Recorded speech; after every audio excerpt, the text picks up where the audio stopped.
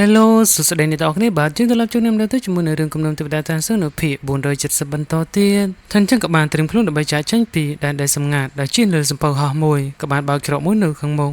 គណៈពេលនោះដែរក៏សឹងចាយក៏បានស្រែកខាត់អ្នកទាំង4ដែលចាំខ្លួនផងស្រែកថាលោកម្ចាស់ចាំមកផ្លែសិនទៅខ្ញុំនៅទីនេះធឹងខ្លាំងណាស់ណាមុខខ្ញុំមិនទាន់ឡើងលើសំពៅនោះទេសៀននឹងក៏បានប្រាប់ទៅកាន់ឋានយ៉ានអ្វីដែលឋានយ៉ានទីគឺពិតជាត្រូវខ្លាំងណាស់វាមិនព្រមចូលទៅហ្វឹកហាត់នោះទេវាលួចខ្ជិលទៀតហើយថាអញ្ចឹងក៏បានក៏វិក្បាលបន្តិចជាមួយនឹងសិងសាយមិនសិងចាញ់នោះទេសម្រាប់ជាស្រ័យផងទោះបីជាព្យាយាមស្រែកអង្វរកយ៉ាងណាក៏ពួកគេមិនព្រមស្ដាប់នៅដែរក៏បានចូលទៅក្នុងច្រកនោះបាត់ទៅវាគង់និយាយថាបើសិនជាលោកម្ចាស់មិនចូលខ្ញុំទៅជាមួយប្រកាសជាអបសោកស្លាប់មិនខាននោះទេជាងក៏លេចមកមើលពីអ្នកនេះវិញដែលជាកូនសិស្សរបស់ទេវតាកម្ពុជាយ៉ានទេវតាស៊ីយ៉ានក៏បានសួរទៅកាន់សប្អូនរបស់ខ្លួនទៀតថាតែនេះឈ្មោះហើយមែនទេនឹងក៏ទៅវិញទៀតថាឯងក៏គិតថារាល់ពេលដែលខ្ញុំហៅឯងថាជាសិស្សច្បងជាងគោរពឯងនោះខាងនេះដែរជានឹងឲ្យឯងស្លាប់យ៉ាងលឿនបំផុតជាង5នៃការប៉ັດមួយអំពីប្រវត្តិរបស់យើងទៅចោះថាម្ដាយរបស់យើងគឺជាអ្នកដែលតែងតាំងថ្មីនៃបកទេវតាហើយឪពុករបស់យើងនោះគឺជាទេវតាកំពូលហុងម៉ងធ្វើវាផ្អើលខ្លាំងមែនទែនខ្ញុំទៅតែដឹងថាទេវតាហុងម៉ងមានកូនស្រីបាទហើយអាចង្រាមអ្នកនេះដែរគឺធ្លាប់ឃើញវាកំចាត់ចោលនៃបកទេវតាដោយវាផ្ទាល់ដូច្នេះបំណុលជាមួយនេះនាងមិនដែលភ្លេចនោះទេវាថែមទាំងធ្វើឲ្យទេវតាកំពូលហុងម៉ងរងរបួសថែមទៀតបំណុលមួយនេះនាងត្រូវតែយកត្រឡប់មកវិញសងសឹកឲ្យម្ដាយរបស់ខ្លួនវាក៏បាននិយាយទៀតថាមេបកនៃបកទេវតាគឺជាម្ដាយរបស់នាងក្រែងម្ដាយរបស់នាងធ្លាប់ស្លាប់ក្នុងដីរបស់ទេវតាហុងម៉ងមែនទេនាងក៏បានទម្លាក់ដើរចោលដើរបន្តិចនាងក៏និយាយថានាងមិនទាន់ស្វែងរកឃើញនៃការពិតនៅឡើយនោះទេតែអ្វីដែលនាងដឹងម្ដាយរបស់នាងគឺស្រឡាញ់ទេវតាហុងម៉ងខ្លាំងណាស់ដូច្នេះបញ្ហានេះទុកឲ្យអ្នកទាំងពីរដោះស្រាយដោយខ្លួនឯងផ្ទាល់ក៏ប៉ុន្តែទីតាំងនៃការស្លាប់របស់ទេវតាហុងម៉ងម្ដាយរបស់ខ្ញុំគឺចង់សងសឹកឲ្យគាត់ជាខ្លាំងគណៈពេលនោះនាងក៏បានបើកភ្នែកឡើងជាមួយនឹងធម្មពលយ៉ាងខ្លាំងជាពិការភ្នែកទាំងពីរដែលបើវាចាប់ផ្ដើមកម្រើកបន្តិចក៏និយាយថាទោះបីជានាងជាសិស្សប្អូនរបស់ខ្ញុំនាងក៏គិតថានាងអាចសម្លាប់ជើងបានដែរសោះលោកដើរចូលទៅជាមួយនឹងធម្មពលតែក៏ត្រូវនាងក្រវិលបន្តិចនាងដកដាវមួយដែលបញ្ជាក់ទៀតថាពួកយើងមកពីបាក់ដូចគ្នាយើងអាចបំបែកនៅក្បួនជួសជុលរបស់ឯងបានវាដឹងថាវារងរបួសធ្ងន់ធ្ងរខ្លាំងណាស់បើជាមិនអាចយកឈ្នះនាងបាននោះទេគណៈពេលដែលនាងបានលើកដើរជាមួយធម្មពលទម្លុះនៅរាងកាយ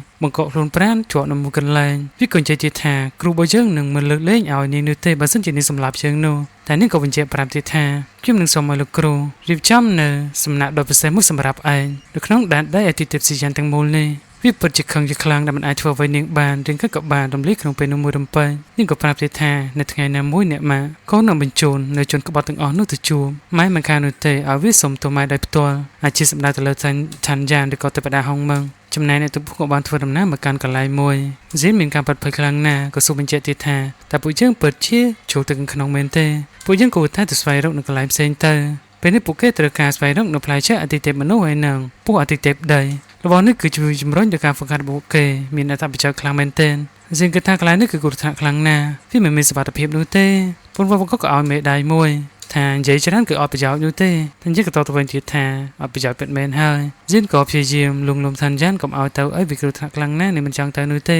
តែពេលនោះក៏បានឃើញនៅចៅកញ្ចាម្នាក់ដេកនៅទីនោះស៊ូប៊ីងគិតថាពួកយើងជ្រុលមកដល់ទីនេះហើយអញ្ចឹងក៏ស៊ីនសូមឲ្យបងស៊ូប៊ីងនឹងគូជួយការពារខ្លួនផងពីមុនខ្ញុំហៅតែមេបាក់ស៊ូប៊ីងចង់ហៅមិនក៏បានដែរពេលនេះលក្ខណៈថាដូចជាសាច់យីតែមួយទៅហើយខណៈពេលនោះក៏បានលើចេញនៅអតិទេពពីរូបក៏បានដេលទៅកាន់ពួកគេទីថាគ្រាន់តែជាអ្នកហ្វឹកហាត់ដែលអតិទេពមនុស្ស level 4ប្រហែលអ្នកជាមួយនឹង level 5ម្នាក់ទៀតហ៊ានមកទីនេះដើម្បីរកសេចក្តីស្លាប់ផងយើងណែនាំពួកឯងឲ្យពាក់នៅអាកែវការពារពឹសគឺអាកែវដែលវាពាក់លើក្បាលហ្នឹងទោះជាយើងទៅយើងមិនបានលេងសើចនោះទេក្នុងចលងភ្នំនេះពឹសតែបន្តិចក៏អាចធ្វើពួកឯងស្លាប់ភ្លាមបានដែរបងប្អូនក៏បានអរគុណដល់បំណងល្អរបស់វាហើយអានេះក៏និយាយថាកុំអត់ប្រយោជន៍ជាពេលវេលាជាមួយវាច្រើនពេកមើលទៅពួកវាដូចជាក្អឹកកតងខ្លាំងមែនទែនដែលមិនហ៊ានពាក់នៅកែវការពារពឹសនោះហើយក៏បានងាកទៅរកកញ្ចាស់ចោលដែលអង្គុយនៅលើថ្មនោះកញ្ចាស់នេះប្រហែលជាចង់ងាប់ដូចគ្នាហើយទៅបំពាក់កែវនោះទោះបីជាវាឈានទៅដល់ដែនដីអតិទេពដី level 5ក៏ដោយវាក៏និយាយទៀតថាយើងដល់ម៉ោងសម្រាប់ហើយកុំមករំខានយើងអីសោះអាម្នាក់ទៀតនោះក៏និយាយទៀតថាយកឯងឆ្លើយនឹងយើងផងអី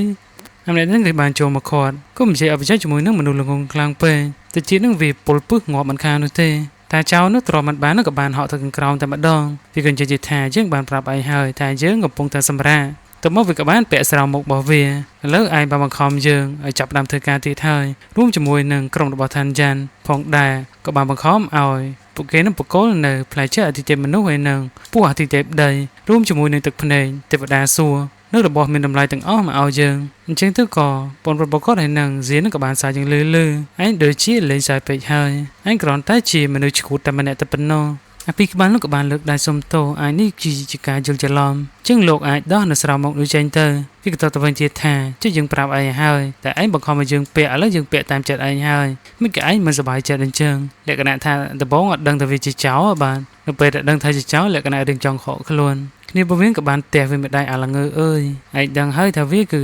ដែនដីអាទិទេពដី level 5អាចប្រឆាំងជាមួយនឹងយើង2នាក់បានក៏តែពួកវាក៏ចង់សាកដែរតែអាចទប់ទល់បានប្រមាណគណៈពេលនោះក៏បានលេចចេញនៅប្រជាម្នាក់អាពីនោះគិតថាឥឡូវទេវតាជួយយើងហើយថាមានអ្នកជំនាញដែនដីអាទិទេពដី level 6មកជួយហើយពួកគេក៏បានអោនក្បាត់តការគោរពគឺសួរទៅថាតើលោកចេញមកជួយខ្ញុំមែនទេអញ្ចឹងទៅក៏កញ្ចាស់ចោលនោះក៏បានអនក្បាលគោរពទៅកាន់មេរបស់វាធ្វើឲ្យពីអ្នកនោះភ្ញាក់ឲ្យជាខ្លាំងតាមពិតគឺជាមេរបស់អាចៅនោះសតសហ្សៀនក៏បានសើចលឺព្រោះតែអស់សំណើចខ្លាំងពេកអញ្ចឹងក៏ត្រូវវាស្ដីឲ្យហ្សៀនទីថានេះដូចជាមិនយល់ពីសានភាពទៅសមិនក៏សើចលឺថ្នាក់នេះបើសិនជាពួកយើងស្លាប់ទាំងពីរនាក់ពួកឯងដែលទីទេព level 4ក៏មិនរួចខ្លួននោះដែរហ្សៀននៅតែអស់សំណើចដែរក៏បានតទៅវិញទីថាត្រូវហើយ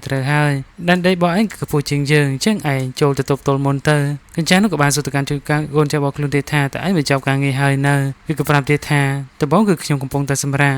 ហើយអាពីក្បាលនេះវាមកបង្ខំខ្ញុំវាក៏បានលើកដៃឲ្យឈប់និយាយទៅយើងមិនចង់ស្ដាប់ហេតុផលនិយាយច្រំដែរច្រើននោះទេប្រញាប់ធ្វើការលឿនទៅអញ្ចឹងទៅវាក៏បានបញ្ជាឲ្យអាពីក្បាលនោះបកគលនៅរបស់មានតម្លៃទាំង3នោះមកឲ្យវាលឿនវាតទៅវិញទៀតថាឯងដេកសម័យទៅវាពិបាកខ្លាំងណាស់តម្រាំតែប្រមូលបាននៅរបស់ទាំងអស់នោះមិនក៏ឲ្យឯងងាយអញ្ចឹងរបស់នេះគឺជួយឲ្យគ្រួសារយើងកាន់តែរុងរឿងជាងមិនអាចបកគលឲ្យពួកអាចោឯងបាននោះទេគឺចាស់ level 6នោះក៏បានដើរមកមុខបន្តិចក៏បញ្ចេញធម្មពលគម្រាមពួកគេតែម្ដងអាម្នាក់ទៀតនឹងផិតភ័យខ្លាំងណាស់អាម្នាក់ទៀតក៏ធ្វើរៀងគ្រាន់បើកាច់ដៃកាច់ជើងឆ្ពោះទៅរកកញ្ចាស់នោះតែម្ដងចូលទៅជិតបន្តិចក៏បញ្ញាប់បញ្ចេញនៅរបស់នោះមកទាំងអស់លុតជង្គង់បកគោលឲ្យភ្លាម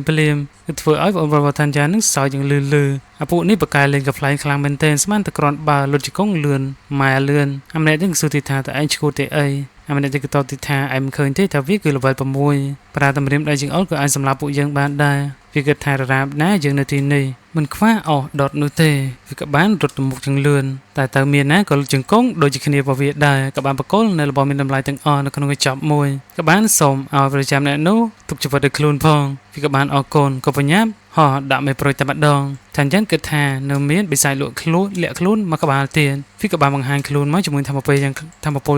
លាំងរំលាយនៅរាងកាយរបស់អាពីអ្នកនោះចោលភ្លាមតែម្ដងបកគលគេអស់ហើយនៅតែមិនសំណាងត្រូវតែស្លាប់ក្រោមដៃរបស់គេដដែលចៅបាត់មុននោះក៏បានចូលទៅសួរវាតែពេលណាយើងអាចសម្រាប់បានទៅបើពួកឯងមកម្ដងម្នាក់អញ្ចឹងនោះវាក៏និយាយថាឆាប់បំពេញនៅការងារលឿនទៅកុំនិយាយច្រើនពេកវាចូលទៅមុខតែនោះក៏បានលើកនៅដើរគម្រាមបង្ខំឲ្យវានឹងបកគលនៅផ្លែឈើអាទិទេពមនុស្សហើយនឹងពស់អាទិទេពដីរួមជាមួយនឹងដំណើរទឹកភ្នែកអាទិទេព